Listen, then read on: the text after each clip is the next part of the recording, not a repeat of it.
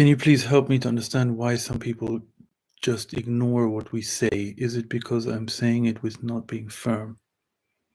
No, we can't control what other people do or listen to or don't. You know, when someone is taken over by ego and so much pride and claiming, then there's nothing that they will listen to outwardly, you know?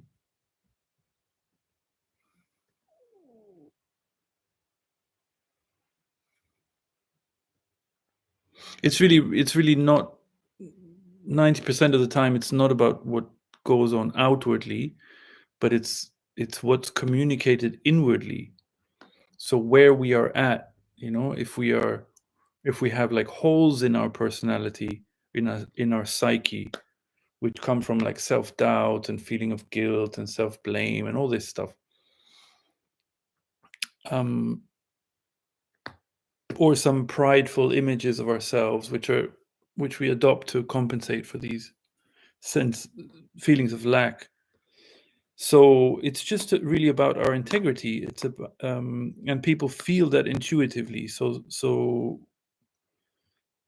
yeah, you know, if it's a change, if it's something that is kind of new, then it might take a while, you know, for a person to. People will test it, you know, to see if it's real or not. But eventually, the encroachment will stop because if we have if our integrity is intact, then there can't be any encroachment.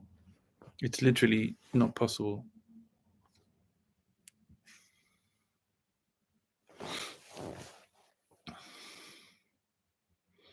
I try to feel into a situation, then my mind does some calculations, and I end up with a strange feeling.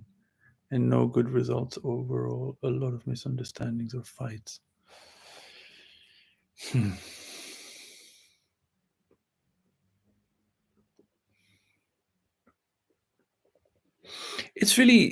There's really no effort to make, in the sense that feeling into a situation, or you know, it's really about how you feel. If you feel something is okay and is fine, truly, then that's one thing. If you feel something is not acceptable, then it's really just about embracing that, acknowledging that,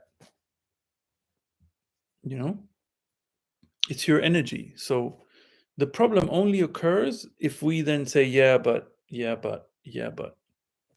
Yeah, we notice that something doesn't feel okay, but we make excuses for it or for the other person. So then we're kind of like creating a conflict against how we feel. You know what I mean?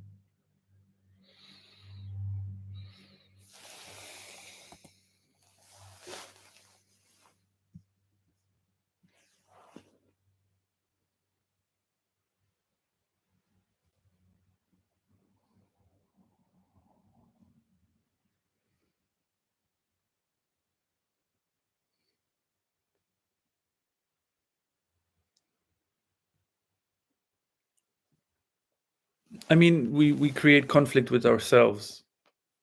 We go against, like, if something doesn't feel right, we go along with it anyway, or we accept it because we think we have no choice, or because we think we owe loyalty to someone else, or yeah, then we create an inner conflict. So we're doing something that we actually feel strongly inside that we don't want to do. It's just these inner things, those are the things that create, they then get reflected outwardly. You know what I mean? But you know, there's all kinds of circumstances. I don't know your circumstances. Like, there can be circumstances where it's better to outwardly play along with the situation if we can't leave the situation outwardly. You know? It's just about what's happening inwardly. If there's a strong awareness inwardly, or strong feeling of that something's not acceptable, then that's the important part.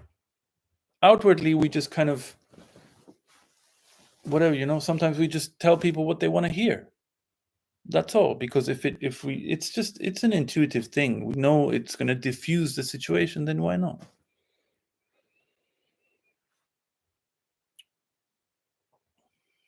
If someone asks me something that I find encroaching, that's inappropriate, yeah, or something in my personal space, I will tell them all kinds of things, anything, you know, even something that might then uh then another time I might say exactly the opposite. It's really just about, yeah, these things are just inner.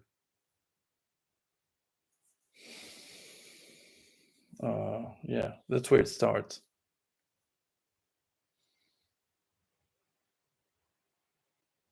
Is it possible I can put myself in big trouble by playing along and doing saying things the way they like to hear?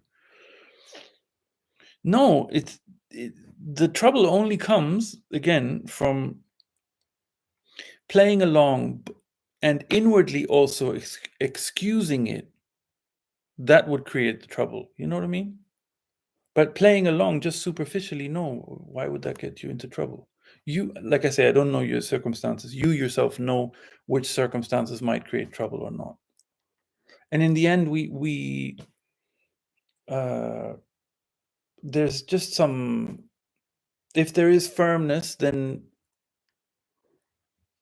the outer situation, the things become obvious what to do outwardly. Inwardly excusing means, again, if somebody is unfair towards you, yeah, outwardly you kind of play along because the situation requires it, okay? If you're inwardly excusing them and saying, oh, what they're doing isn't that bad, or yeah, but they do have this right over me, or yeah, if you excuse that behavior, that which you actually in your heart don't find acceptable, if you excuse it inside yourself, if you make excuses for that behavior, that's the trouble, source of trouble. But if inwardly it's clear, that's the strength of it. If it's That's the firmness. If it's clear that something is unacceptable, then the outer thing just, it'll become obvious how to relate, and then it's really just a case of yeah, then everything is born from there, anything that might need to be said just comes spontaneously, and because then there's harmony. Does any meditation or anything help to keep inner self stable while dealing with outer circumstances? That I can't answer that for you. It's for some people. Some people enjoy meditation and they find it soothing and helpful, and I can't answer that for you. If it because it can also be something forced. It can be something we force ourselves to do because we think we should, or it's a good thing, or no. If it comes to you, then yeah, of course. Quiet is always restorative. It always restores us physically as well. It's like doing exercise, then we need breaks, right? It's natural. So it can be, of course, uh, it can be soothing. It can help to see things clearly as well, because precisely what you mentioned, these mental calculations and things, then if we kind of it can help to step back from those things. You understand what I mean? Oh, that's really nice of you. Like this is the thing that we get from just leaving a situation unresolved, is that we get a perspective. We might, if we need to, we can get a perspective which is kind of neutral and shows us the thing how it really is, instead of this mental talk and calculation, and that, because it always has some attachment, there's always some charge to it. Yeah, it's like losing our keys, and then we get all flustered and frustrated and can't find them and run around sweating and stressed. and then we're like, okay, leave it, they'll turn up.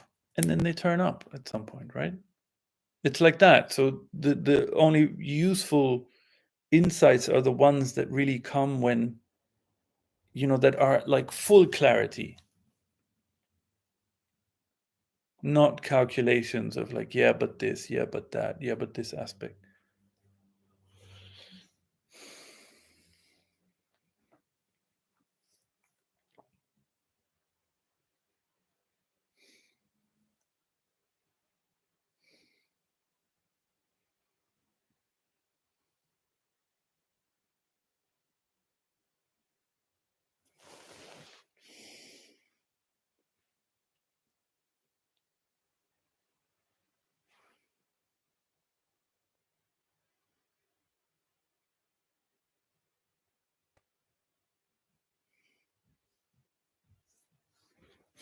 God bless you too, Jennifer.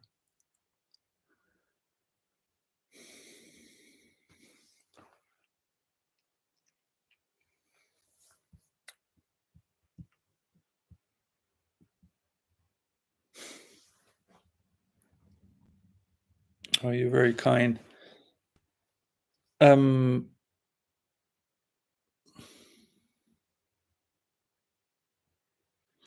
Jennifer, I really wish for me that this ifs and buts stop in my mind one day. It's not about stopping them, yeah? It's really not. It's more like that you see that the ifs and buts aren't you. What then happens is that it fades away. It's like it kind of dissolves, okay? In its own time. And it's really not like, even if there are ifs and buts, so what?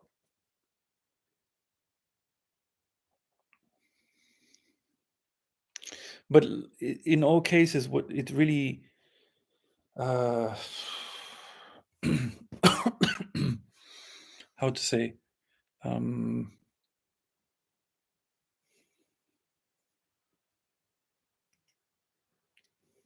I don't know how to say it. uh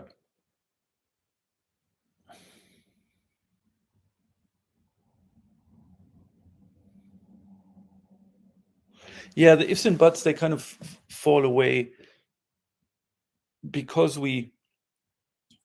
there's a certain kind of trust, I guess. That's what the closest word I can find.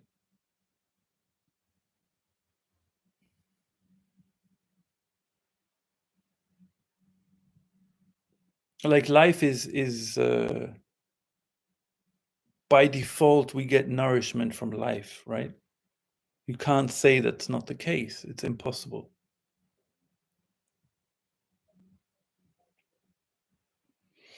So it's really just, I don't know, in a way, I guess, like leaving everything in the hands of that. You know what I mean? You understand what I mean? Like, say you have a lawyer, yeah? You have a case, some kind of case, you have a lawyer. The lawyer is he's gonna talk to you, you're gonna tell the lawyer everything, right? Or your side. Yeah. So you tell them all the details, the lawyer makes their notes and so on. Then the lawyer has your case. Then the lawyer starts speaking for you. They look into everything. They sort out all your business, right? But you're not looking at what the lawyer is doing, right? Because it's not your area of expertise. So it's like as if the ifs and buts, it's like they're always trying to look at, yeah, if and but, and let's cover this angle, cover that angle. Yeah. So the trust is the kind of, I mean, trust is a bit, it's one of those words like we in the spiritual sense, maybe that's not how I mean it. Like, if you trust the lawyer, yeah, that kind of trust. Yeah. Or like you're going on a bus trip. You're not constantly checking the bus driver what he's doing, right? You have a certain trust. You're just going like, okay, let me sleep. It's a long trip, let me sleep. Or look out the window or enjoy my ride, whatever. So that's the effect of having the clarity. It's like your only job, and it's not a job, but your only job is to acknowledge how you feel. Yeah? You feel something is acceptable, you accept it. You feel something's not acceptable, you acknowledge that feeling with all its strength. You kind of embrace it, I guess. And then you hand it over. Then you let the situation, it's the seeing of that something is unacceptable that's going to eventually resolve that situation. Not all our doing and running around. And the same like with the lawyer. It's the acknowledgement, and then you hand it over, and then you don't keep your inner eye on it.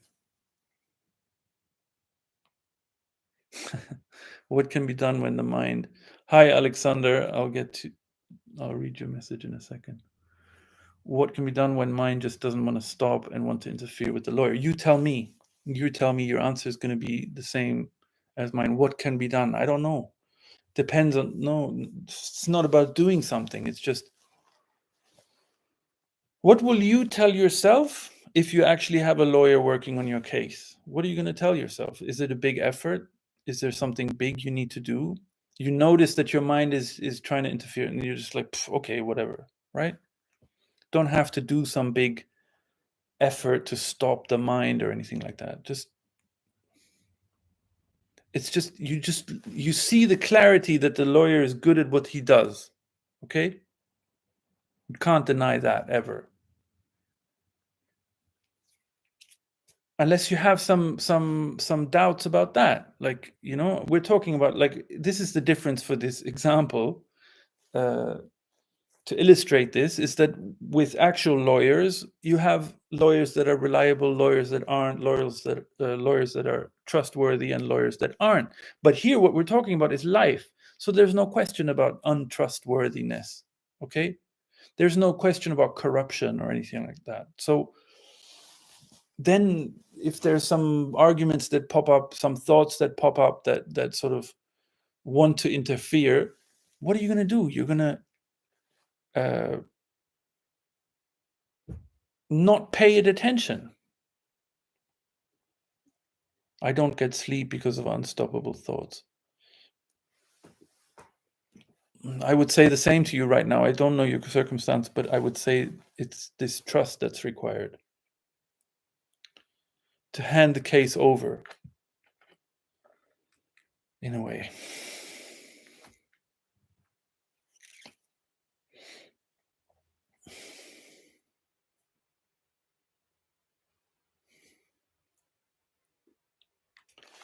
Hey, Alexander, where are you writing from?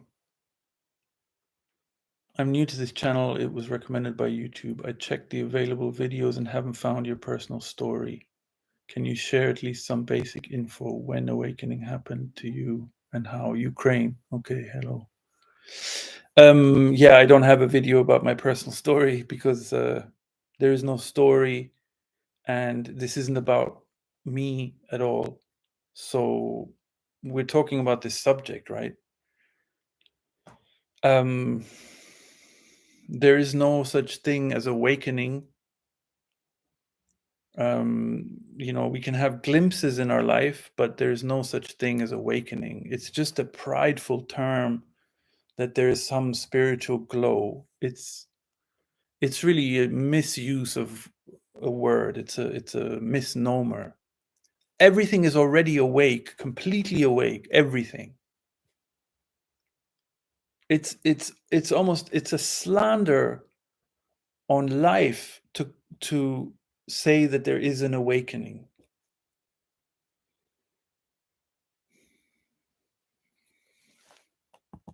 There might be an end of pride. There might be an end of some mistaken belief. You understand what I mean? That we aren't, that we are so we have such a big burden on us or whatever. It's more like the lack of loss of interest in the story. in the personal story as a story. I mean, as such an important thing, something that has so much weight, you know.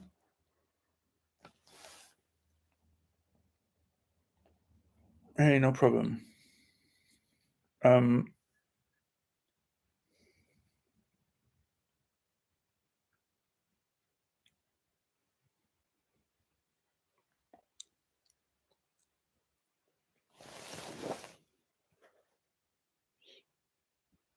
All I can say is that literally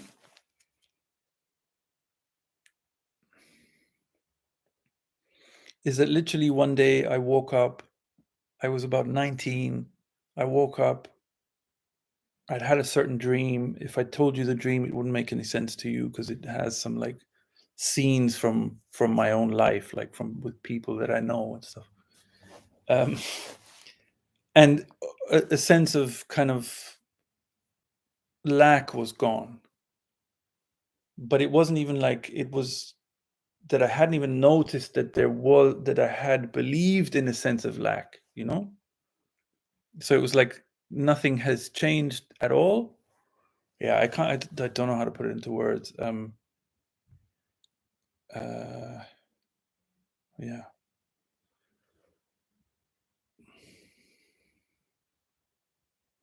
But I tell you what, Alexander, like if you hear a lot of stories, there's generally a lot of suddenly everything fell away and then there was no self and all this. That's not actually the freeing. So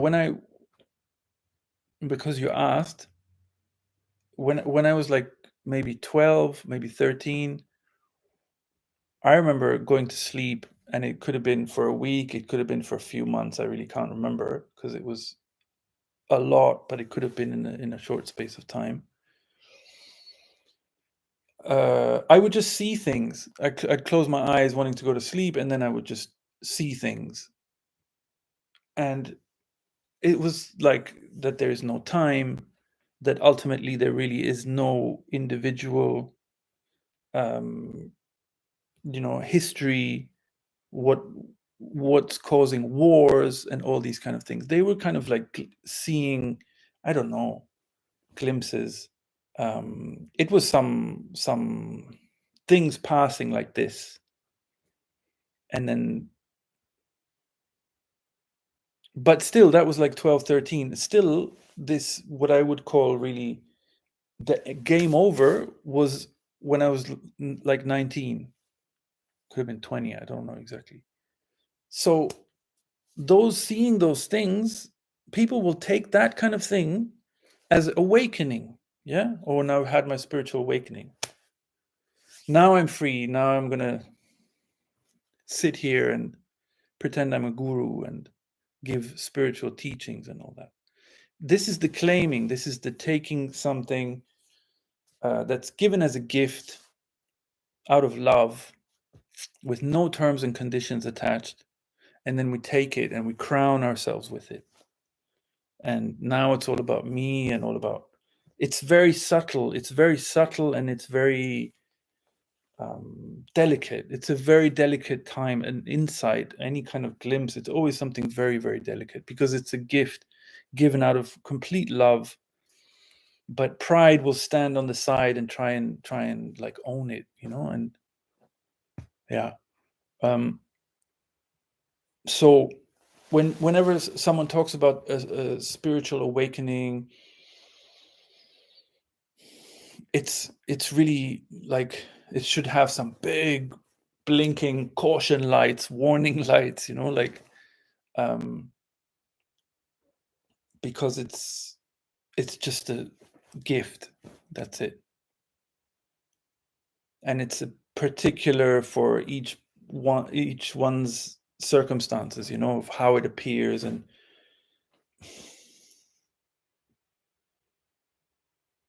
really the actual freeing, where I guess the ego structures don't come back, it's just as showing you how life really is. Yeah. and there can't then be any question of appropriating it in any way. Yeah, it's like how you see life and I see life. If you and me or anyone goes to some beautiful view, yeah, beautiful lake, some valley, some beautiful lake, nice fresh air, everything so green, we're gonna appreciate it the same, right? It's really appreciating life, I guess, you know.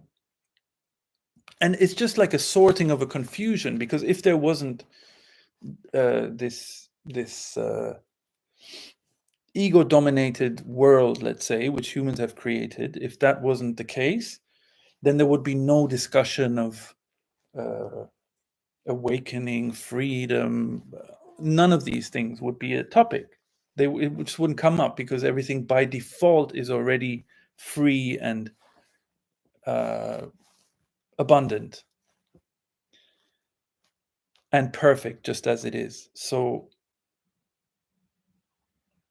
yeah, it's just a sorting of confusion, because this human dominated ego world, let's say, that we've set up, because there is so much slander on life.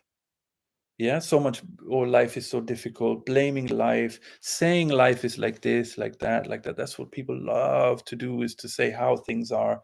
Oh, things are like this, things are like that, always giving advice, always such important opinions everybody has. Then, you know, then you have strategies, then you set up courses, then you give coaching, life coaching and stuff like that.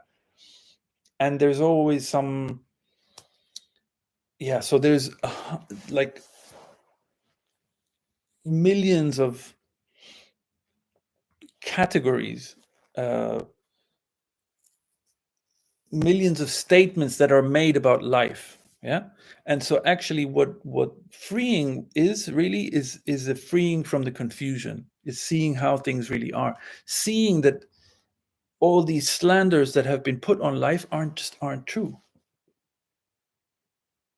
And the humility of it is to return to the seeing that it's just pure love,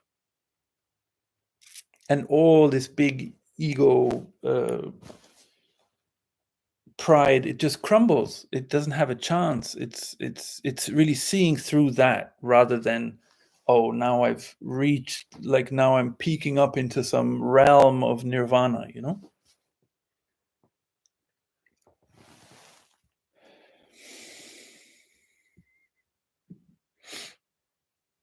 In India, it's a really big thing, or achievement kind of thing, awakening, another ambition. Yeah, Jennifer, yes.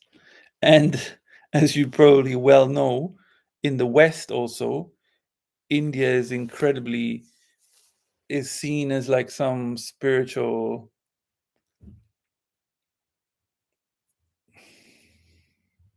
holy land. Yeah. um, yeah. My girlfriend is from India, so she laughs about that a lot. It's like, really, people are going to come to India to find themselves, because of like how much corruption there is in India, and things like that, right? Yeah. Um, it's different forms of it in different countries, but there is no country that is more spiritual or anything like that. That's just, again, it's just an adoption. It's a pride thing. It's like a, oh, look, now I've entered into the mysticism of India, and you know, and, and again, in the case of India, actually, specifically, uh civilizations which have like this, there is so much, like, Indian civilization is so much older than certain other civilizations, than Western civilization, for example. So there's like, it's like there has been more time for pride to accumulate, you know. um but yeah, that's how the ego works, and anything that is ancient is like amazing and wow, and like we have to give it more respect because it's ancient, tradition and all this stuff. Yeah. um but yeah, uh Anyway, we're talking about boundaries and artificial borders that have been created. So even what we call India is like a political unit that has been put together, right?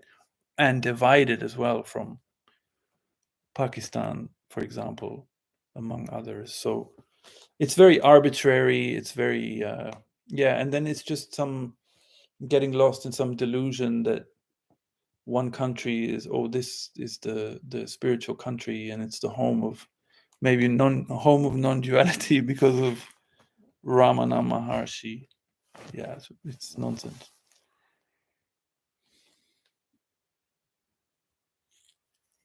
Oh, you're very kind, Jennifer. Oh, like people really set a target and do all things thinking this date they will get enlightened or awakened today. Yeah, yeah. Weren't you telling me that I've heard this also in other instances that that you can get like a certificate of enlightenment? Amazing. I want one.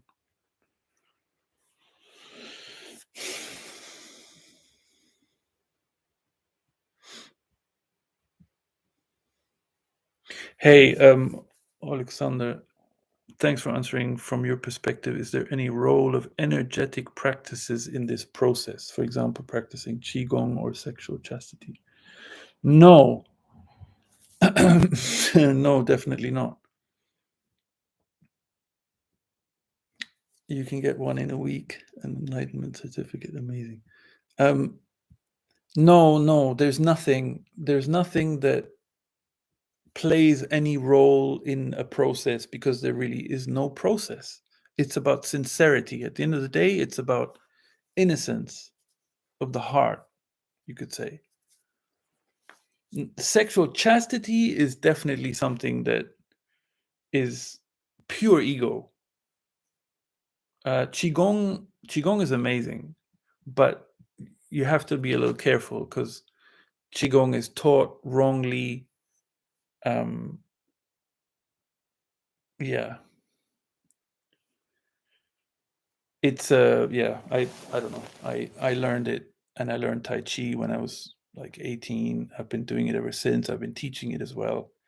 It's you got to be careful with qigong because it raises your energy level, yeah, but then you need something to distribute it. So after a qigong session you need to do whatever you're doing. It actually goes hand in hand with tai chi. So you need to do some tai chi, or you need to go for a walk, a long walk, or do yoga or whatever, which then distributes the energy, because otherwise you get like uh how do you say, blockages. It's too much, too concentrated. So yeah, you got to be careful with this kind of stuff. But anything, a practice with the ambition to get this or that result is asking for trouble. But yeah, sexual chastity, definitely throw it out the window. That one, that's pure ego.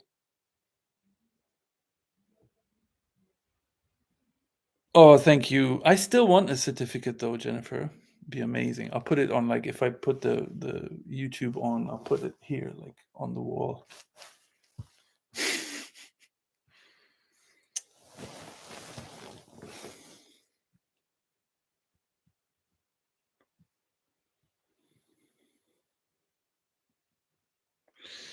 From your standpoint, do we even have free will? Some Advaita teachers say no, says not at all, while others are ambiguous on this matter.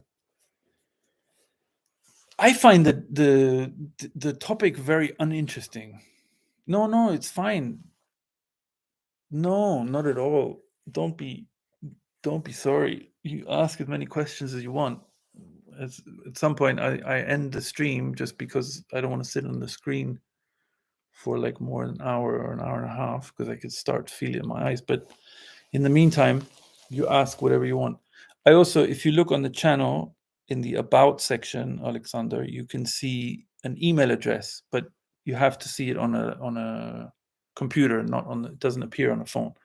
So you can check the email address. You can send me an email if you have any questions. You can always send them. If I have time, I'll get back to you. No problem. So yeah, free will. I find the discussion of free will to be pretty uninteresting, honestly, because you have to define what is will. Yeah. So the way I see it, the only way that the word will makes sense or is useful or is uh, is as the totality of our energy. Yeah. There are we what we see are like individualized life forms, let's say. Yeah. Just uh, diversity, right? Diversity of expression. So every living being, their complete energy, which is obviously includes the physical, but also the non-physical emotions, feelings, everything. Yeah. So the totality, that's the will. The totality expressed as energy, that's the will. So we have the will, this energy. There can't be any question that it's free. Of course, it's free. Energy is free. Who would it? How would it not be free? Like, if it wasn't free, who would it be bound to? Are we a slave to some master or something? You know, so it's free in the sense it is free, but there isn't someone that I have a free will. You understand what I mean? The movement of the energy is free.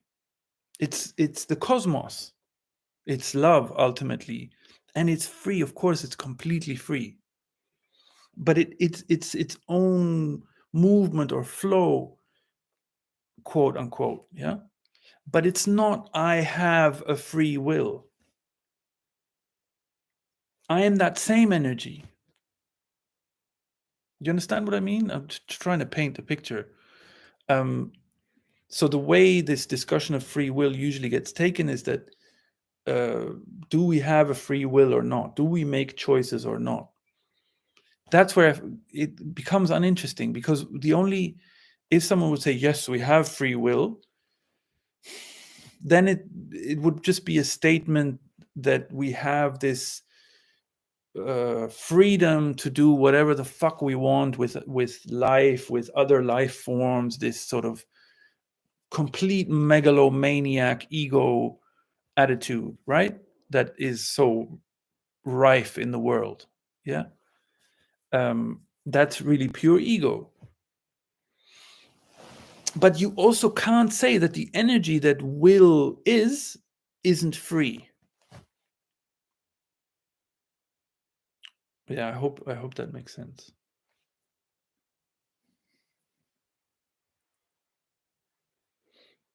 It's just a misinterpretation of what we are saying when we say free will.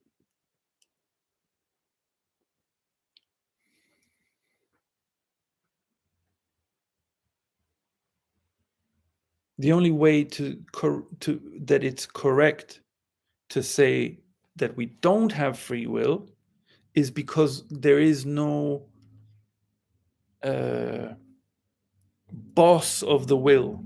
Yeah. Because the way we conduct our lives usually is with the kind of an attitude that we are the boss. We are our own boss, and we are kind of the boss of our life. And if we are, if we're sharp and clever and intelligent and successful, then we'll hopefully get our bossness is going to get bigger. We're going to become the boss of others around us, and hopefully our influence gets bigger and bigger. And you know, it's that's an illusion, that there is no free will, in the sense that I don't have an access to a will that I can direct. Yeah. Yeah. From one side, I feel that the deepest wish I have is to realize God very deep inside. From the other hand, when, for example, my wife and kid go somewhere for a few days and I'm trying to do a retreat, quote unquote, then I feel resistance to meditate. Yeah, but then maybe I'm trying to understand why it happens, because because uh, because actually, what you here we can bring it really. It's a appropriate example for this question of free will, because then your will is not to meditate. It's maybe just to relax, enjoy yourself. It's you won't get any further away from God. On the contrary, the more you're relaxed and really chill out, the closer you are. Because when you relax, it's like energy can stream in. Physically, it's incredibly healthy to be relaxed. Yeah. If the body is relaxed, there's no tension. If there's no tension, there's no stress. If there's no stress, how many illnesses are related to stress? Yeah. Only all of them, probably. So really the will, let's say, is really to find what do you feel like doing when your wife and your child go away for a few days. What do you feel like doing? Maybe nothing. Maybe that's the thing you feel like doing most. Meditation isn't like realizing God, or this deep wish you have has nothing to do with meditation whatsoever. Or if there's a moment where you just want complete silence and close your eyes and that's it, it will just happen. You'll just do it because you feel jumpy to do it, because you feel joyful to do it. Then there's no question. It's like when you want to eat your favorite food, you feel like, oh yeah, this is what I want to eat right now. You know, it's the same. It just happens. But yeah, it's a fallacy. It's a very popular one and a very rigid one. So it's not often heard because, yeah, it's not often heard that all these practices don't have anything to do with what your deepest wish is. Why? Because of the pride. Because look at me, look at the practice I'm doing, look at the discipline I'm having. It's all about me. It's not even about God anymore. It's not about love anymore. It's just about me. Look how disciplined I am. Look how hardworking I am. Look how hard I have it. Yeah, I'm choosing the hard way. Yeah, all this stuff. So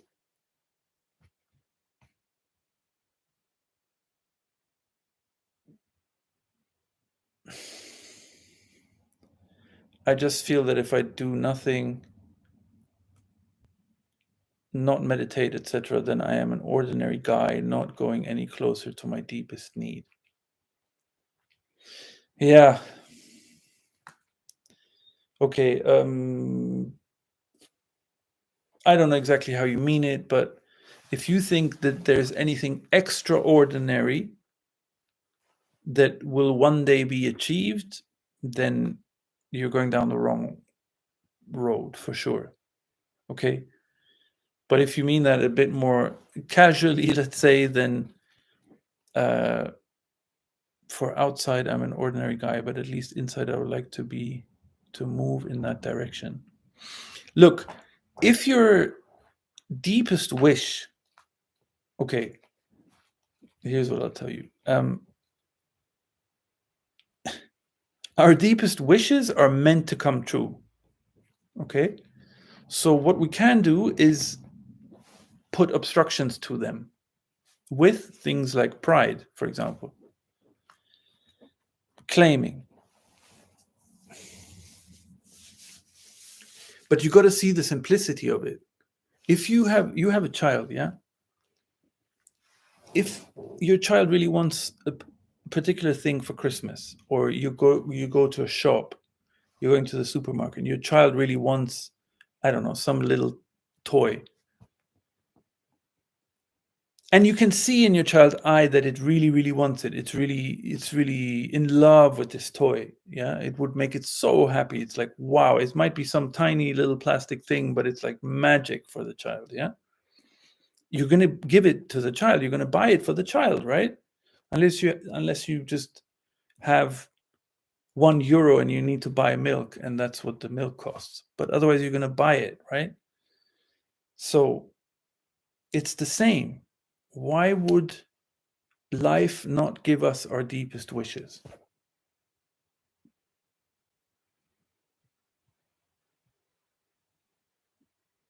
Will you not give your child its deepest wish if it asks you? Yeah. It's good. The nice thing is that you are aware of what your deepest wish is. It actually makes it easier for the cosmos to give you what you want. Yeah. It's like how it's useful for you that your child tells you, oh, I want this particular toy. That's all there is to it. It's only our beliefs about how life is, and it's unloving, it's unkind, and it's a we have to make deals. I have to do this practice so that I get that. That's already a slander. It's saying that life wants that this is a barter system, that it's some kind of deal that has to be made. Do this and I'll give you that. That's like the conceit and the vanity that parents will have and say to their child, I will give you this gift, but only as a reward. Yeah. Because we're brought up in that way in many cases, then we get used to that kind of thing. That's how it is all around, right? It's all about what you earn, how you earn your living. You earn it. Haven't you already been given life?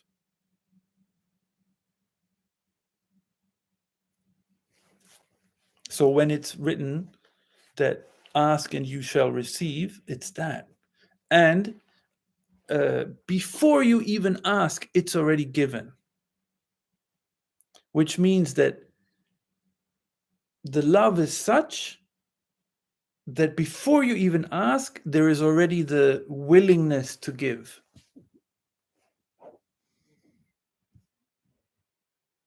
Some people say that the physical proximity of realized person can trigger or at least push these processes in others. Do you think it's true? Um, yeah, realized person is a tough one. Yeah, I know. I hear what you're saying. It's just one of those terms that's misleading because there is no realization. It can trigger. There are no processes. There is no process whatsoever. The process, if there is any process, it's only the no realized nothing. Um, it's only the taking away of false beliefs about life. Yeah. For example, life is hard. Life is suffering. Life is struggle. Life isn't easy. It's just some examples. Yeah. So would you say that being freed from those kind of thoughts, those particular examples, for example, would you say that being freed from those beliefs, now you are realized? No, it's much more ordinary than that. You just don't believe those things anymore. That's it. Right? You don't have unnecessary weight that you're carrying around, which creates some dark shadow over everything. But it's not a realized presence, realized nothing. Nature is how it is. It's like as if we're going for a walk and there's a river and we're like, oh, look, there's a realized river. Or there's some realized trees around here. No. And if you think that it's more than that, the river or the trees, then it's already over. Then we're already going off into some big, like high up ego castle that's like so special and important. That's has nothing to do with real freedom. Okay. This question can the proximity of a realized person trigger or at least push these processes. So I say there is no process, but if there is a process of freeing from certain beliefs, then in a sense, yes. So if you're near someone, close proximity, or someone who is free, yeah, it's kind of like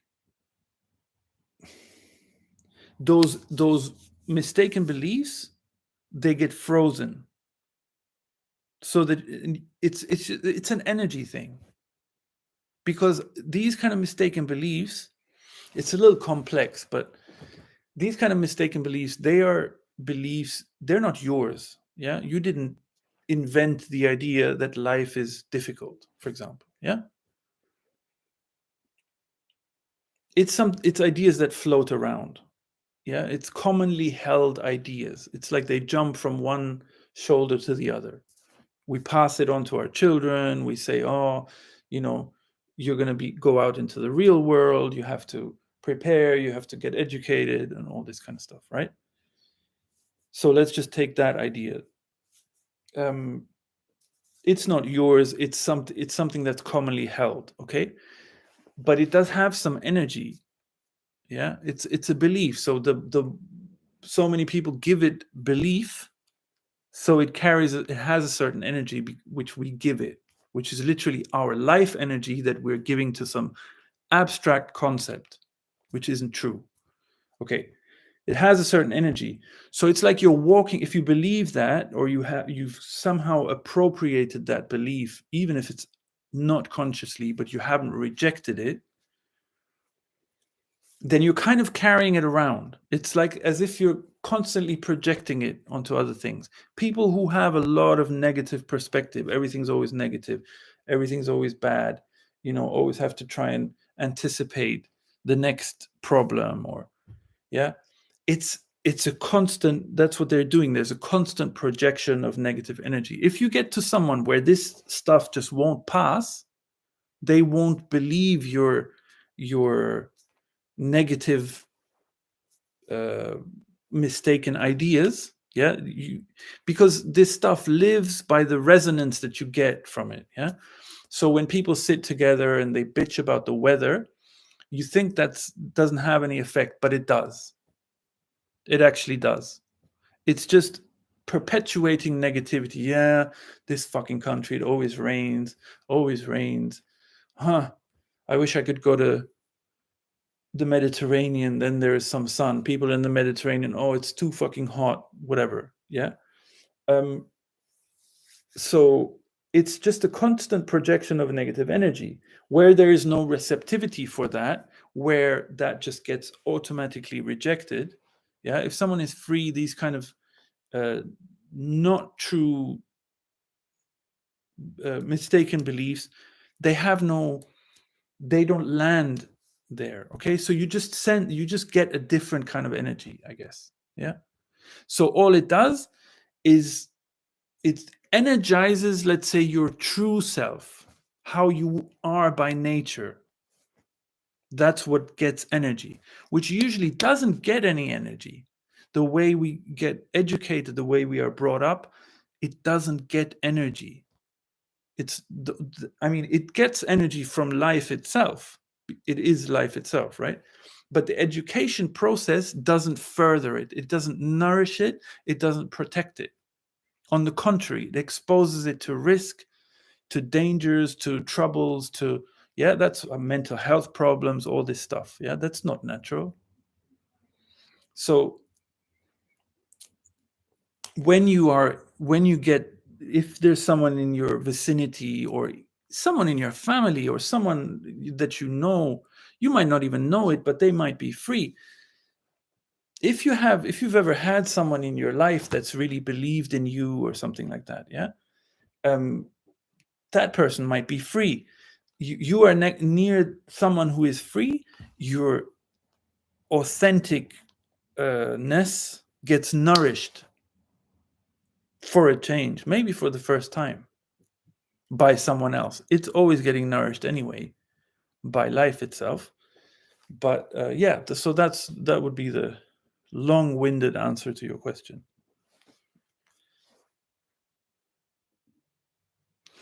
There is a stinging thought in my mind in relation to what you said about nourishment from life. What about lots of people who die of hunger? Okay, so this kind of question, it always bundles together two things which actually aren't related in a way.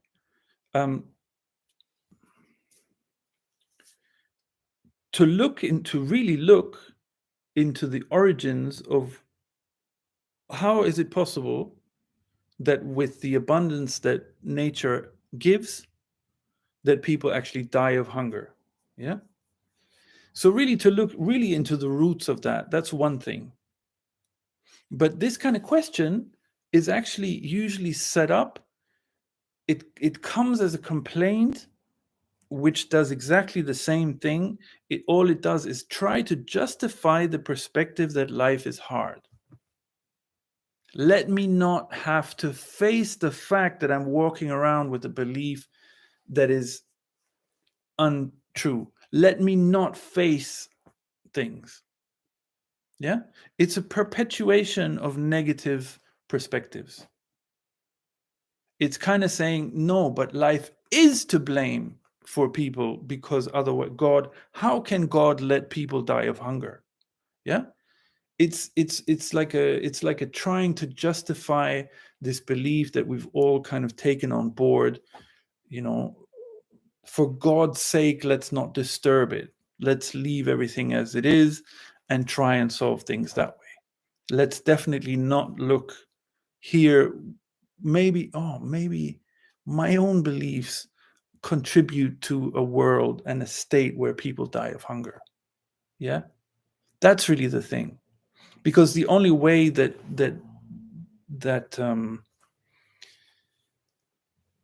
if you were to really want to root out disharmony, you have to root it out here first. It's the only way. There is no Amnesty International or government or anything else that's going to fix things. Okay, as to the actual root of why people die of hunger, at the very root is the belief that humans are the special creatures of creation, that everything in life, that everything in nature is only there to serve us. Basically, we are the crowning achievement of God. Yeah, we are his most perfect creation, and everything is here for us. It's a human-centered view of the world. Ultimately, that's at the root of it. How, that's like a longer discussion, and not now.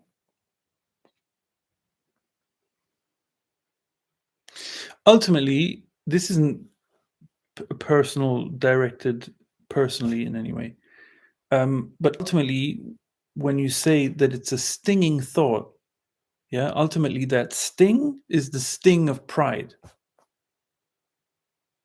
Because it's like how can life not be difficult? Like how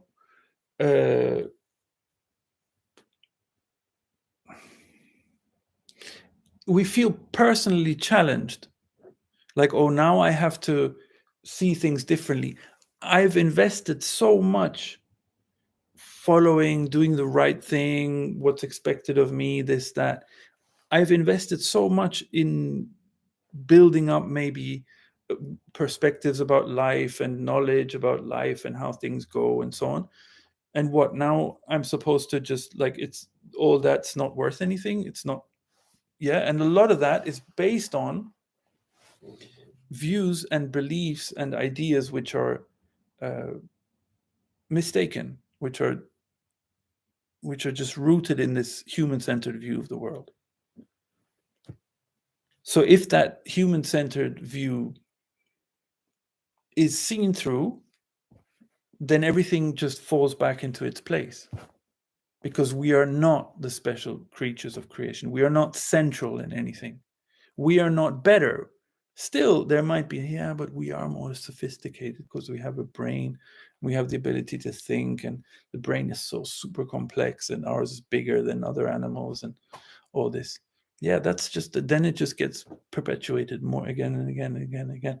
That's the cause of all the suffering in the world, quote unquote suffering. But if it was clear that actually the way things are is that humans are one species among other species, that's it. That's relaxed in itself, because that's our natural place. There is only equality. How can there not be only equality? There is only energy. Is there really some energy that's more special? It's only energy. That's the whole point. It's undivided. There are not two things. It's only this singular thing, which is energy, which is the most neutral word that can be used that I know. And how can there would have to be a division in it for something to be more special than something else.